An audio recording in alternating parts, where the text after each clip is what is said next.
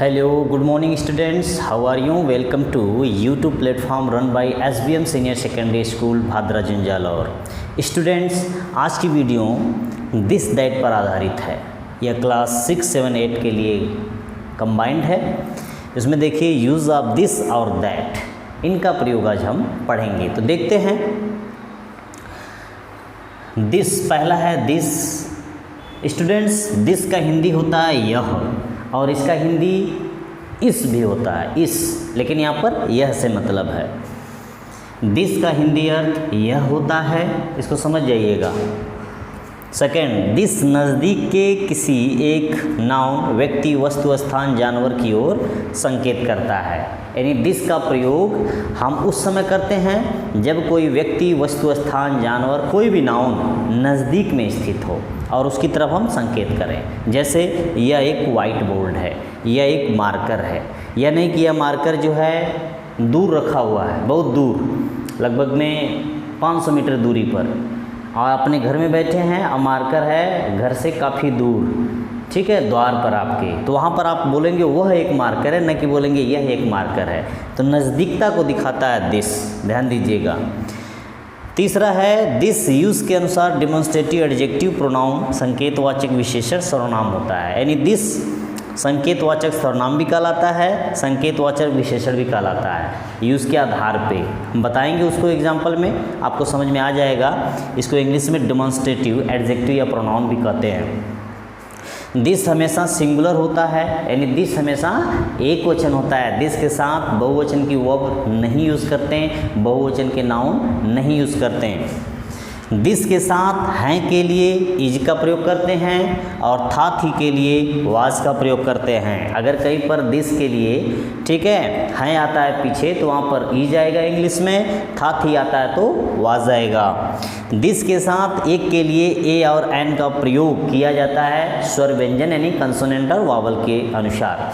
तो स्टूडेंट्स, इसको आप गौर से देख लीजिए, बड़ा ही इम्पोर्टेंट टॉपिक है, छोटी कक्षाओं में पूछा जाता है, सेंटेंसेस बनाए जाते हैं। तो इस प्रकार से दिस का प्रयोग होता है। ये दिस आप समझ जाइएगा पूरा, ये जो मैंने लिखा है इसको अच्छे से आप पढ़ लीजिएगा। जो भी नहीं समझ में आए उसको पूछना।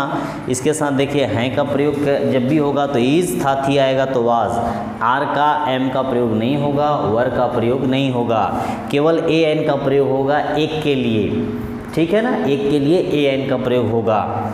ये आपको बताते हैं, यह नज़दीक के किसी एक वस्तु, व्यक्ति, स्थान, जानवर को बताता है, और इसका हिंदी अर्थ यह होता है। क्लियर स्टूडेंट्स, हम इसी को दैट कर लेते हैं। तो इसमें हम दूसरा बना लेंगे, तो ये आपका हो जाएगा सेकेंड, यहाँ पे कर देंगे हम दैट, ये हो गया दैट। जहाँ जहाँ दिस है वहाँ पे हम दैट कर लेते हैं, फिर यहाँ पर हम वह कर लेते हैं। क्लियर, आप इसको समझ जाइएगा, कोई दिक्कत नहीं है, सेम टू सेम है, बस परिवर्तन है। तो जहाँ हमने नज़दीक था वहीं हमको क्या कर देना है, दूर कर देना है, बाकी कोई दिक्कत नहीं है। ये आपका हो गया दैट, ठीक है ना, ये आपका हो गया दैट, ये भी आपका हो गया दैट, और ये भी आपका हो गया दैट। देख लीजिए, ये यूज़ ऑफ दैट हो गया। पहला आपने दिस देखा, अब सेकंड आप देख रहे हो दैट। तो दैट का प्रयोग देख लीजिए, दैट का मतलब होता है वह, यहाँ पर हम वह कर लेंगे, ठीक है ना, ये आपका हो जाएगा वह, ठीक। दैट का हिंदी अर्थ वह होता है, दैट दूर के किसी एक वक्त, ठीक है। दिस जो था नज़दीक की बता रहा था। जैसे आप घर में बैठे हो, सड़क पर कोई लड़का खड़ा है तो कहेंगे वह एक लड़का है, ऐसे नहीं बोलेंगे यह एक लड़का है, वहाँ बोलेंगे वह एक लड़का है। पेड़ नज़दीक कोई है तो कहेंगे यह एक पेड़ है। अब पेड़ कोई दूर है, आपके खेत में है, तो कहेंगे वह एक पेड़ है, वह एक आदमी है, वह एक लड़का है, वह एक कुत्ता है, ऐसे बोलेंगे जब कोई दूर हो। ध्यान दीजिएगा, तो ये दूर को बताता है। और दैट यूज़ के आधार डिमॉन्स्ट्रेटिव, ये भी डिमॉन्स्ट्रेटिव प्रोनाउन, डिमॉन्स्ट्रेटिव एडजेक्टिव होता है, हमेशा एक वचन होता है। दैट के साथ वही हैं रहेगा तो इज, था थी रहेगा तो वाज का प्रयोग करेंगे, और दैट के साथ हमेशा एक के लिए ए एन का प्रयोग किया जाएगा, ठीक है। तो इस प्रकार से दिस दैट का प्रयोग होगा, ज़्यादा अंतर नहीं है, बस एक चीज़ याद रखो, दिस नज़दीक को बताता है, यानी नज़दीकता को, पास को, समीपता को, और दैट बताता है दूर को। बाकी कोई अंतर हो तो बता दीजिए। अर्थ में बस अंतर है, दिस का मतलब यह होता है, दैट का मतलब, दो चीज़ जान जाओ, दिस यह होता है, नज़दीक को बताता है, दैट वह होता है, दूर को बताता है, बाकी सब कॉमन है। क्लियर? इस प्रकार से बनेगा। अब इसके हम कुछ एग्जाम्पल्स देखते हैं। देखिए यहाँ पर एग्जाम्पल्स को हम समझने का प्रयास करेंगे। एग्जाम्पल अगर हम देखेंगे तो हम आ जाते हैं सबसे पहले सेंटेंस स्ट्रक्चर पे। मान लीजिए पहला इसमें आता है अफर्मेटिव सेंटेंस। अफर्मेटिव सेंटेंस आप पढ़ते आ रहे हो, अफर्मेटिव, निगेटिव, इंट्रोगेटिव सब। तो इसमें सेंटेंस स्ट्रक्चर आपका आ जाएगा, ये हो गया सेंटेंस, ये हो गया स्ट्रक्चर। तो सबसे पहले दिस या दैट का प्रयोग कर देंगे। क्लियर? फिर इज़, एन, सॉरी इज़ का प्रयोग होगा ही नहीं, यहाँ पे वाज, इन दोनों का प्रयोग कर देंगे। This that is was. अब फिर उसके बाद यहाँ पर कोई डिटर्मिनर वगैरह आता है तो लगा देंगे। फिर कंप्लीमेंट इसमें आता है तो कंप्लीमेंट लगा देंगे। फिर अदर आता है तो अदर का प्रयोग कर देंगे। देख लीजिए, इस स्ट्रक्चर पे आपका पूरा सेंटेंस बन जाएगा। ये पहला हो गया। तो जैसे एग्जांपल हम कर दें, वह एक कुत्ता है, वह एक कुत्ता है। अब बताइए दूर है कि नज़दीक है? वह एक कुत्ता है, यह एक कुत्ता नहीं है, वह एक कुत्ता है, तो दूर है। तो सबसे पहले इसमें से देखो, नज़दीक रहेगा तो दिस, दूर रहेगा तो दैट। तो दूर है तो किसका प्रयोग करेंगे? दैट का। तो यहाँ पर लिख दीजिए दैट। अब यहाँ पे इज़ वाज, अगर था थी रहेगा तो वाज, हैं रहेगा तो इज़। तो यहाँ पर हैं आया है तो किसका यूज़ कर देंगे? Is, that is. अब डिटर्मिनर ए एन, वही डिटर्मिनर ए एन होता है, तो ए के लिए, एक के लिए क्या लगा देंगे? ए। अब फिर कंप्लीमेंट के रूप में क्या लगा देंगे? डॉग। अब यहाँ ए इसलिए लगा क्योंकि यह कॉन्सोनेंट से आ रहा है और व्यंजन की ध्वनि दे रहा है। यह एक छाता है, यह एक छाता है। ठीक, आप ऐसे भी लिख सकते हो छाता। तो लिखेंगे दिस इज़ अ, तो यहाँ ध्यान दीजिएगा, अब यहाँ पे अम्ब्रेला लिखेंगे, अम्ब्रेला। तो ये अगर अम्ब्रेला आप लिखते हो तो इसकी ध्वनि किससे आती है? अ से। तो अ हिंदी का क्या होता है? स्वर होता है, इसीलिए यहाँ पर हम क्या लाएंगे? एन लगाएंगे। तो स्टूडेंट्स गौर से आप देख लीजिए, बड़ा ही सिंपल है। आपको बस इसमें ध्यान इतना देना है कि दिस और दैट का प्रयोग। हाँ, मैंने बोला था दिस डिमॉन्स्ट्रेटिव एडजेक्टिव भी होता है, डिमॉन्स्ट्रेटिव प्रोनाउन भी होता है। इतना तो देख लिए आप, इतना देख लिए। यहाँ पर एक चीज़ ध्यान देना, अभी उसको मैं क्लियर कर देता हूँ। अगर दिस और दैट के बाद नाउन आ जाए, क्या आ जाए? नाउन, तो यह हो जाएगा डिमॉन्स्ट्रेटिव एडजेक्टिव।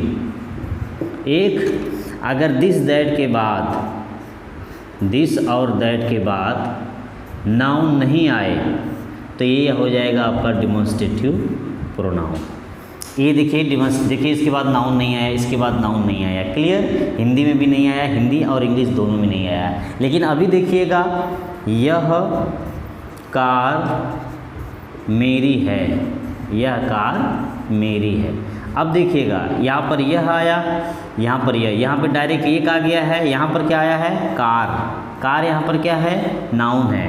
तो ये दोनों साथ में लिखना पड़ेगा। तो लिखोगे आप दिस कार इज़, अब मेरी का, मेरा, मेरी, मेरे का माई होता है, लेकिन यहाँ पर ये अकेले आया है, ये पॉजेसिव प्रोनाउन है, इसलिए माइन लिखेंगे। माइन, माई मत लिखना, गलत हो जाएगा, माई नहीं लिखेंगे। तो देख लीजिए, यहाँ पे नाउन आ गया है, तो ये आपका नाउन है, ये आपका दिस है, तो ये आपका डिमॉन्स्ट्रेटिव एडजेक्टिव। अगर ऐसा कहीं आपको मिलता है दिस दैट के साथ कोई नाउन आ जाता है, कोई भी नाउन सिंगुलर, तो आप इसको डिमॉन्स्ट्रेटिव एडजेक्टिव बोलोगे, यानी संकेतवाचक विशेषण। अगर नाउन नहीं आता है तो डिमॉन्स्ट्रेटिव प्रोनाउन। यही इसमें अंतर है, ठीक है ना? तो इस तरह से ये होगा। अगर निगेटिव की बात करते हैं, दूसरा अगर निगेटिव सेंटेंस की बात करते हैं, तो इसमें सबसे पहले दिस दैट लिख देंगे, आप भी जानते हैं। दिस दैट के बाद आप इज़ और वाज दो ही वर्ब हैं, इसके बाद आप भी जानते हैं क्या लिखा जाता है, नॉट, फिर उसके बाद ए एन, फिर उसके बाद कम्प्लीमेंट, फिर उसके बाद अदर। देख लीजिए, अब जैसे कोई उदाहरण ले लीजिए, यह एक घड़ी नहीं थी या नहीं है, मान लीजिए, तो लिख देंगे this is not a watch. देख लीजिए, एकदम सिंपल है, बस हमको क्या बढ़ाना पड़ा है, नॉट, वो भी वर्ब के बाद और जस्ट कॉम्प्लीमेंट से पहले। अगर दूसरा बनाना चाहते हो, वह कलम नहीं थी, वह एक कलम नहीं थी, चाहो तो आप यहाँ एक लिख सकते हो, तो लिखेंगे that was not a pen. देख लीजिए, that was not a pen, तो क्या केवल नॉट के लिए स्ट्रक्चर बढ़ा है, समझ में आया। तो इस प्रकार से हम केवल नॉट यहाँ पर लगा देंगे, आपका अफर्मेटिव से नेगेटिव बन जाएगा। Okay friends, sorry, okay students. अब इसके बाद आता है, यहाँ पर हम लेके आएंगे इंट्रोगेटिव सेंटेंस। इंट्रोगेटिव सेंटेंस की जब बात करते हैं तो प्रश्नवाचक शब्दों को जरूर याद करते हैं। तो ये आपका तीसरा है इंट्रोगेटिव सेंटेंस। इंट्रोगेटिव सेंटेंस आपने इज़ेमार वाले प्रयोग में पढ़ा था। पहला आता है एस्नोटाइप, यही ना, तो इसमें लिखते हैं सबसे पहले इज़ेमार लिखेंगे, तो इसका मतलब इसमें खाली इज़ वाज का प्रयोग होगा, तो इसी को लिख देंगे।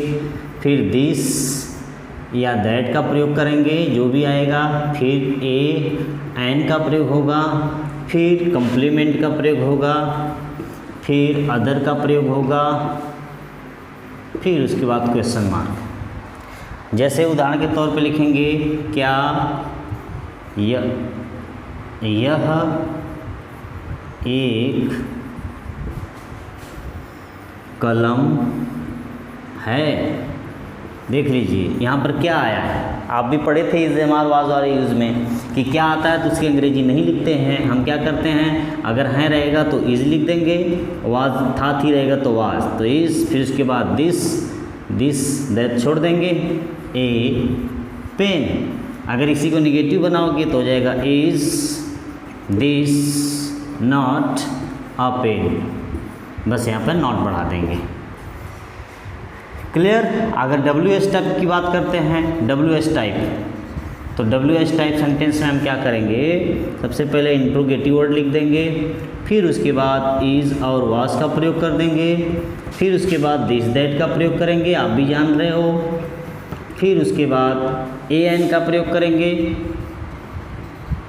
एन के बाद कम्प्लीमेंट के बाद अदर, और अदर्स के बाद क्वेश्चन मार्क। देखिए खाली इतना बड़ा है, यही बढ़ाया गया, बाकी तो वही लिखा हूँ फिर से।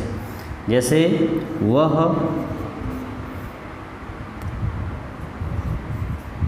कलम कैसी है, वह कलम कैसी है, ठीक है ना, वह कलम कैसी है, तो लिखेंगे हाउ इज़ दैट पेन। अब देखो ये साथ में आ गया है, तो इसलिए साथ में लिखना पड़ा। अगर इसी का नेगेटिव बनाना होगा स्टूडेंट, तो लिख देना how is that pen not,